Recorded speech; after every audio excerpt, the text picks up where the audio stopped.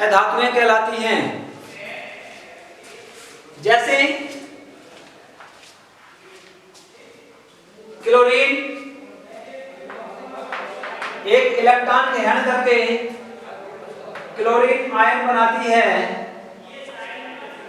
तो इसने एक इलेक्ट्रॉन को ग्रहण किया है, इसलिए यहां क्या बना है क्लोरीन आयन, इसलिए ये क्या है आपकी अधातु। मैंने कहा था सिर्फ आपके ये बात समझ में इस वीडियो में नहीं आएगी कि ये आयन कैसे बने हैं कैसे नहीं बने, ये अगले चैप्टर में आपको बताऊंगा। सिर्फ अब इस वीडियो में आपको इनकी परिभाषा के बारे में याद करना है और नोट करनी है। इनका वे पदार्थ जो इलेक्ट्रॉनों को ग्रहण करने की प्रवृत्ति रखते हैं अधातुएं कहलाती हैं। अब अधातु के अंदर कौन कौन से गुण होते हैं, कौन कौन से गुण नहीं होते, ठीक है।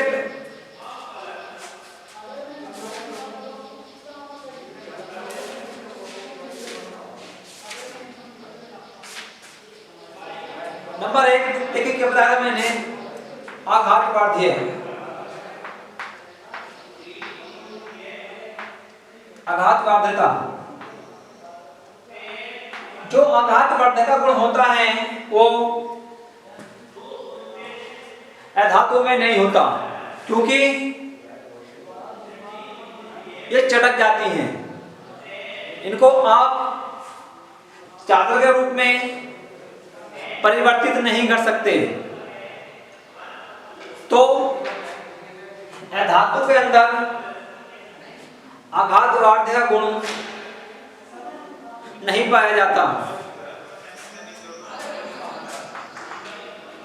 तो उसका चिन्ह लगा लो कि नहीं पाया जाता। नंबर 2,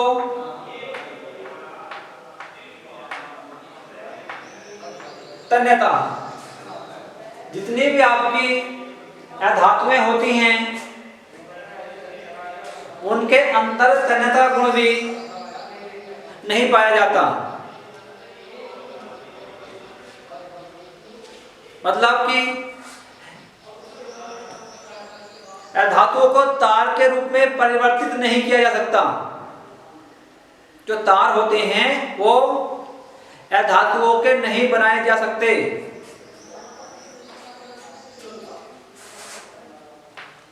नंबर 3, कठोर। जो अधातुएं होती हैं वो कठोर भी नहीं होती।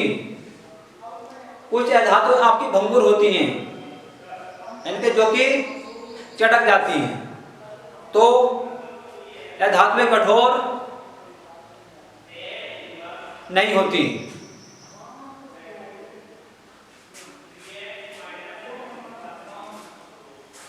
नंबर 4, चमक। धातु की कोई एक निश्चित चमक नहीं होती, यानी कि आप इनकी चमक के विषय में या इनकी चमक के आधार पर आप इनका वर्गीकरण नहीं कर सकते। जैसे कि आपकी धातुएं होती हैं, उनकी प्रत्येक की अलग रंग होता है, अलग चमक होती है, सोने की चमक अलग है, चांदी की अलग है। तो ऐसे ही धातु की कोई चमक नहीं होती। इनकी चमक के आधार पर या इनके कलर के आधार पर आप इनको डिवाइड नहीं कर सकते। अगला पॉइंट आता है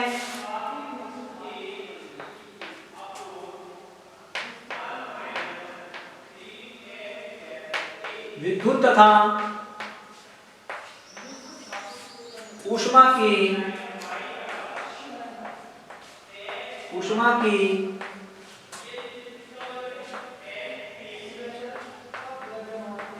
अचालक, यानी कि जो आपकी धातुएं होती हैं और विद्युत तथा ऊष्मा की अचालक होती हैं, उनके अंदर करंट का फ्लो नहीं होता।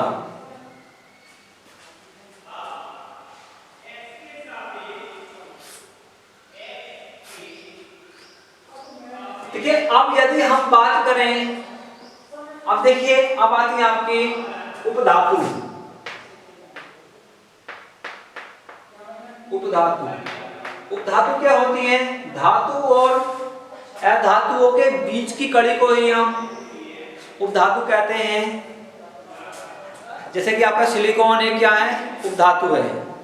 उपधातु संख्या कम है, तो आपको सिर्फ ध्यान रखना है कि धातु और अधातुओं के बीच की कड़ी को हम क्या कहते हैं? उपधातु कहते हैं। जैसे सिलिकॉन है,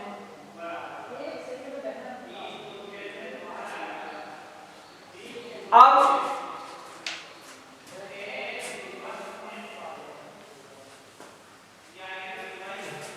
यदि हम धातु और अधातु की तुलनात्मक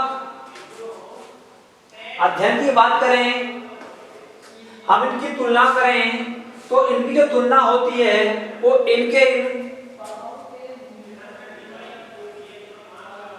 यानी कि ये जो इनके भौतिक गुण हैं इनके आधार पर होती है।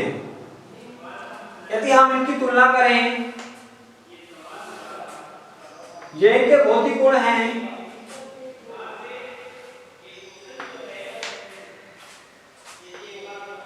धातु, और यहां लिखें आप अधातु।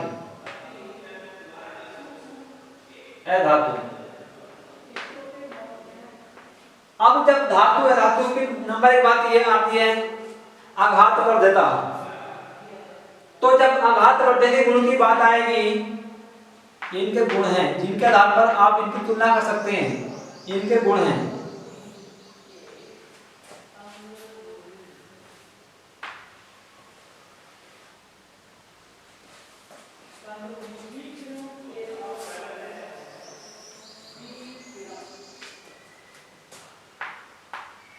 अब इनकी तुलना की बात जब आप करेंगे तो ये क्या इनके गुण हैं, यानी का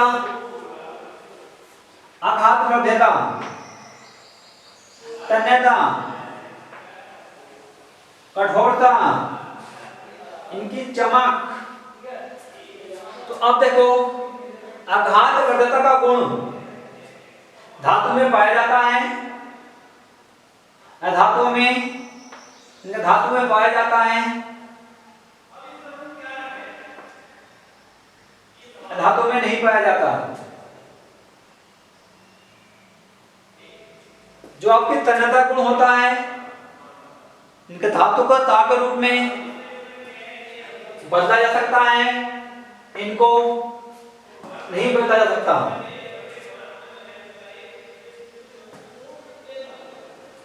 कठोरता, जो आपकी धातु होती हैं वो कठोर होती हैं, मतलब अर्थात इनके अंदर ये गुण पाया जाता है, इनके अंदर नहीं पाया जाता। चमक होती है, इनकी कोई चमक नहीं होती, धातु की एक अपनी अलग चमक होती है। विद्युत तथा उष्मा की चालक, जो आपकी धातु में होती है विद्युत की चालक होती हैं, ये क्या होती हैं? आपकी अचालक होती हैं। तो इस प्रकार आप इनके गुणों की तुलना के आधार पर इनमें अंतर लिख सकते हो। नंबर फर्स्ट डाल के लिखना, धातु में आघातवर्ध्यता गुण पाया जाता है, लिखना है, इनमें नहीं पाया जाता। ऐसे ये गुण जो है जितने हैं, आप एक टेबल बना के इनका अंतर लिख सकते हो।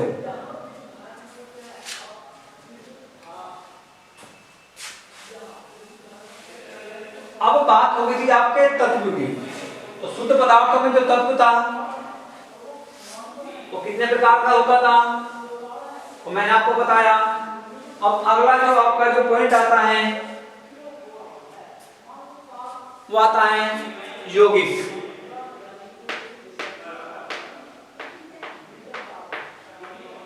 यौगिक, कंपाउंड।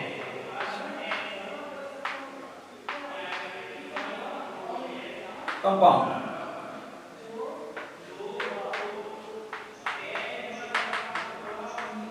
यौगिक।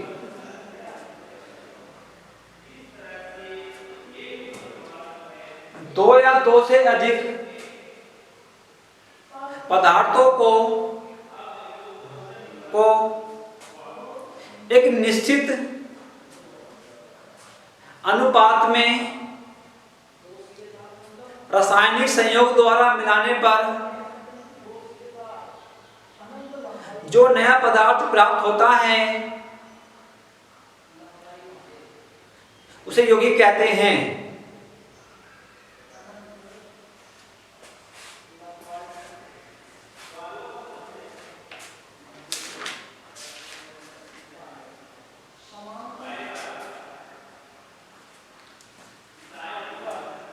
इनका यौगिक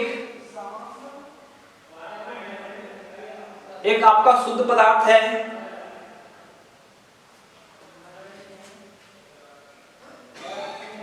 इसकी परिभाषा एक और बन सकती है, इनका वह शुद्ध पदार्थ जो दो या दो से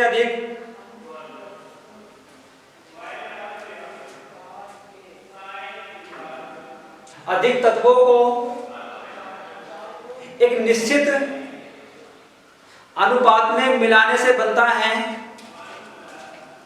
यौगिक कहलाता है।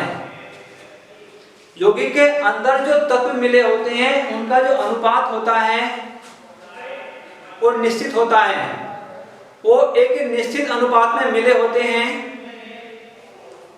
इसलिए जो यौगिक होता है वो आपका शुद्ध पदार्थ होता है।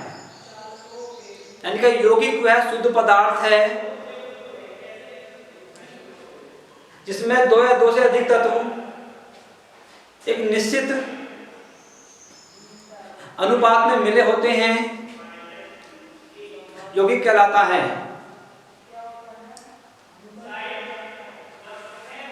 जैसे H2O जल,